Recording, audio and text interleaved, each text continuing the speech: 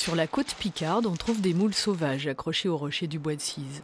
Aujourd'hui, la cueillette y est interdite, mais autrefois, les pêcheurs à pied en vivaient entre une saison de coque et une autre de salicorne. Puis quelques mytiliculteurs ont osé l'aventure des bouchots. On allait cueillir les moules et on les faisait au pied. C'est-à-dire qu'on les mettait dans un panier, toutes grappées, et avec nos pieds, on enlevait tout ce qui était saleté. Aujourd'hui, c'est sur la plage, entre Quin et Saint-Quentin en Tourmont, qu'on trouve les moules sur pieux. On les récolte toute l'année ou presque, d'avril à février. Avec son mari et ses fils aujourd'hui, Caroline les cultive. Elle les cuisine aussi. Mais quand on achète les moules, déjà, il faut qu'elles soient propres, qu'elles soient nettoyées, débissucées, impeccables, quoi. Débissucées alors? Débissucées, c'est-à-dire qu'on enlève le byssus, c'est-à-dire ce qui se trouve, qui permet de la moule s'attacher et vivre avec le byssus.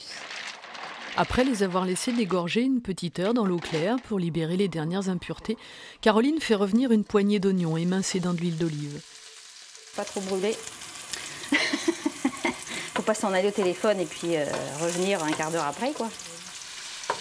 Ensuite, on ajoute du céleri branche, feuilles et tiges, finement émincées, qu'on fait revenir aussi, puis on mouille d'un généreux verre de vin blanc, du bon de préférence.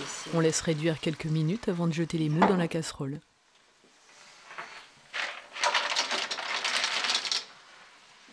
Ensuite, il faut couvrir, et là on laisse cuire un moment à feu vif.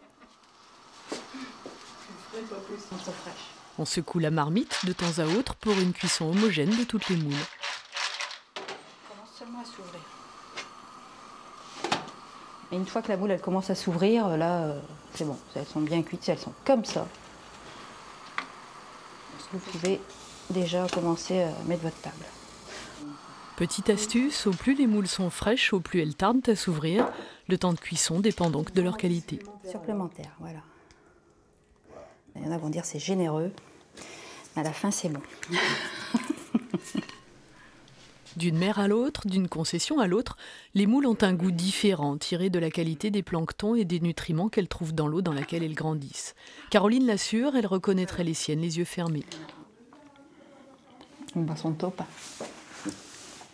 C'est les miennes. C'est un régal. Et si l'on a été trop généreux en cuisine, le lendemain, des moules restantes, on peut faire une quiche par exemple. Ou bien même à l'apéro, vous les mettez dans du vinaigre et puis avec, vous les mangez à l'apéro. Vous pouvez les faire aussi, c'est au barbecue, quand elles sont comme ça l'été, qu'elles sont pleines comme ça, vous les jetez, enfin vous les jetez pas, vous les mettez sur la grille, sur le barbecue. Alors là, elles sont bonnes aussi. Hein. C'est ce que je dis toujours, c'est un petit goût noisette. J'ai jamais goûté, peut-être, non? Au barbecue, non. Essayez.